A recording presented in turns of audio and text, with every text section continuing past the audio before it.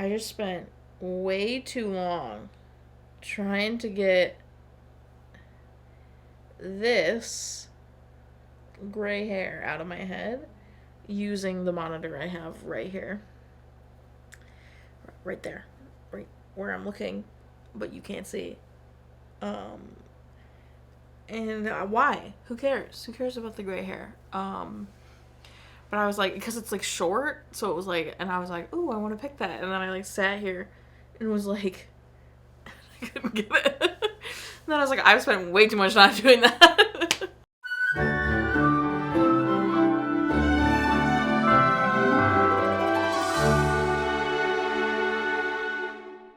Welcome back to Every Disney Movie Ever. My name is Jess and I'm watching Every Disney Movie Ever. Today I'm going to talk about Snow White, the Fairest of them all. Snow White, the Fairest of them all is a 2002 television release. It's directed by Caroline Thompson, cinematography by Jon Joffin, editing by Margaret, Goodspeed, music by Michael Convertino, and it's written by Caroline Thompson and Julie Hickson. The film is based off of the fairy tale Snow White by the Grimm brothers, which I've already done a summary for, and it was actually the first fairy tale summary I've ever done back in my Snow White and Seven Dwarfs rewatch video. Highly recommend.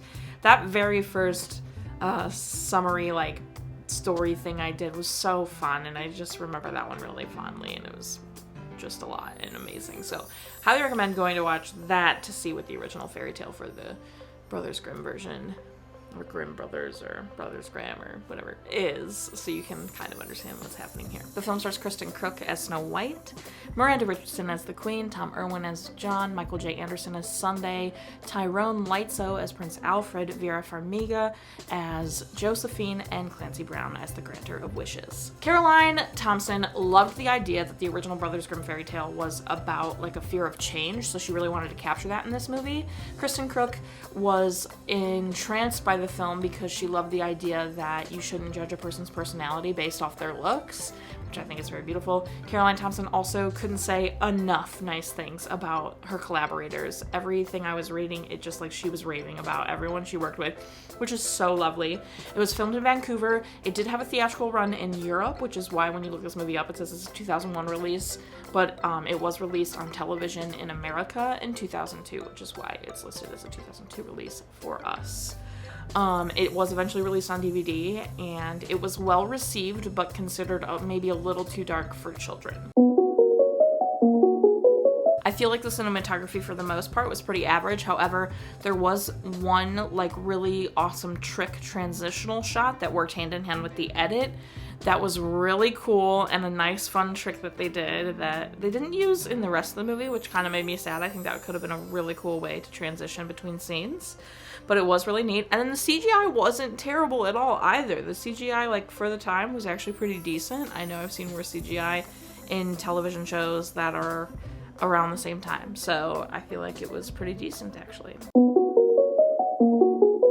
I didn't really care for the music. It's not a question of it didn't fit the vibe of the movie, because I think it did. It just, I don't know. I didn't like it very much. It was fine. It wasn't helping the story in any way or harming the story in any way, I guess.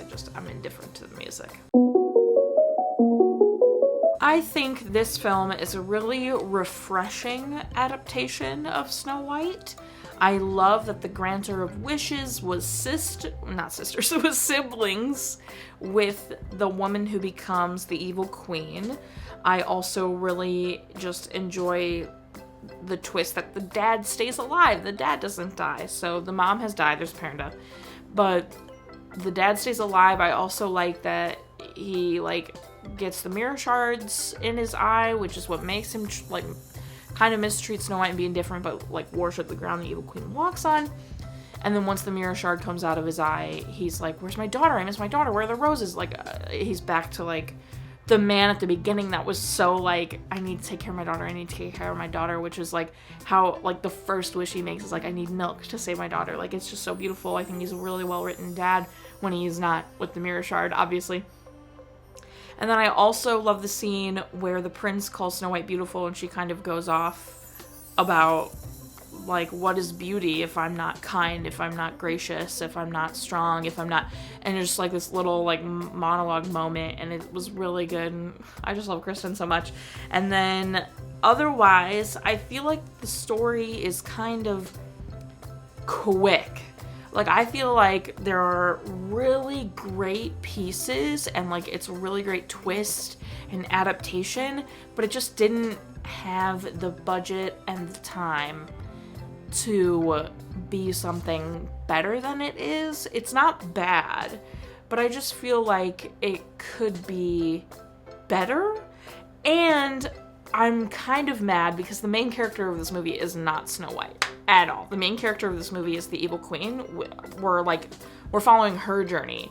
It seems like at the beginning we're gonna follow Snow White's journey, and we do in a way, but the grantor of wishes goes and gives his sister the chance to be queen and beautiful, and then the rest of the movie it's like about the queen trying to keep her beauty and keep her youth, and like Snow White is just kind of like a byproduct of that. Like, it's very much the evil queen story, and Snow White's just like a pebble in her shoe until it's like, oh wait, no, we're saving Snow White. Like, I don't know, it felt very much like the focus was much more on the evil queen than on Snow White, which I get, but at the same time, you know, Snow White was interesting. I like her. This is an incredibly star-studded cast. Like, I can't believe some of the names in this. Vera Farmiga, are we kidding? Kristin, Clancy, Miranda, Warwick Davis plays Saturday. Like, I can't believe some of the names in this movie, and I think that's saying something. But also, I think I'm the most psyched about Kristin Kreuk because, as a lot of you know, I'm a big Superman fan. So I love Smallville, and she's obviously an incredibly large part of Smallville as Lana Lang. So, and I'm currently watching Smallville with Mariah right now. So, to be able to see Kristin just literally right before she was cast in Smallville, because Smallville premiered in 2001, and this movie premiered in 2001. So she probably filmed this movie, got Smallville, and like, ta-da. Like, it was so crazy to me. So that was really fun, and I feel like they all did a really good job. I love the slightly darker take this took. However, I don't think it's too scary for children, but, you know, I feel like it just keeps getting more and more like, you know, nowadays kids at like 5 years old are watching Star Wars, which I think can be a little scary. But I don't think this was incredibly like too scary for kids at all. I don't think so. This isn't scarier than the Snow White animation.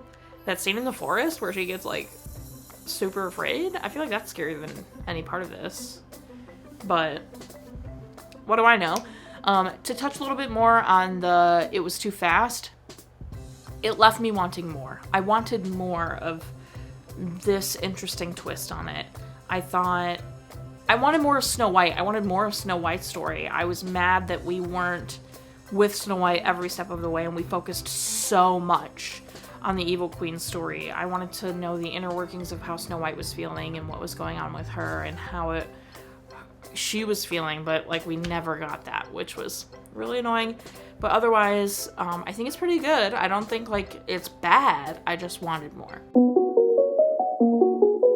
In classic Snow White fashion, we learned that beauty is on the inside. It is what is on the inside that counts.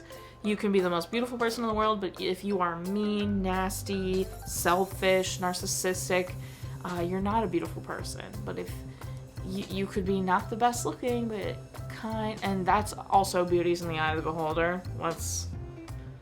Okay, someone might consider someone not the best looking, and another person might consider that person the most beautiful. Like in Confessions of an Ugly Stepsister, how Casper thought that Iris was so beautiful, but everyone else thought Iris was hideous. So, you know, like that. But anyway, in Snow White, it's looks mean nothing if you're not a good person.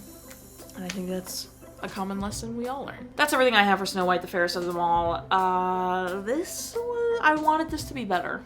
So my final rating is 5 apples out of 10. Our total movie count is... Our parent death toll is... Cry count is still the same. If you want to keep up with what movie I'm watching when, follow me on Instagram and Twitter. You'll find out what movie I'm watching when. I put out videos every Monday and Friday and sometimes Wednesday. Join Patreon, daily trivia, weekly random facts, monthly podcasts, all that fun stuff going on over there. Buy merch. You can't buy this anymore, but there's lots of other choices. Until next time, commonly described, I'm not in charge of your life. You are, so you do, and don't be the evil queen about it. I forgot to mention the makeup, which was really well done. Clancy Brown, insane, amazing.